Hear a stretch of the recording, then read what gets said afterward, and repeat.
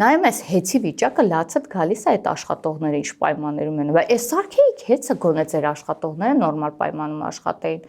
Ուրախ դեմքով ասում է, հա, ասում է $10,000 ինձ տալիս էին, ես հետո փոխանցում եմ եսին որտեղ աշխատողները կոպեկներ է ստացել, ասենք, լուրջ եք ասում են, որ ախր թվերն ամեն ինչի մասին խոսում են, բարբերաբար ցույց են տալիս պարոն Պետրոսյանը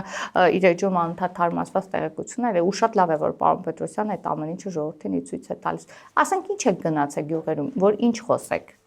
ինչի մասին եք խոսում, էլի։ Խոսում են 1001 գործարան փաստերն ավելի խոսում են։ Մենակ վերջում ես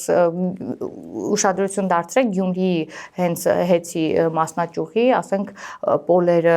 սանհանգույցները, ապշած է մնացել։ Այս դարում որևէ տեղ նման բան չես տեսնի, ոնց որ մենք տեսանք այդտեղ։ Ու լրիվ արդարացված է, որ այսօր ժամանակավոր կառավարիչ ու գոնե որակ կփոխվի այդ աշխատողների համար էլ։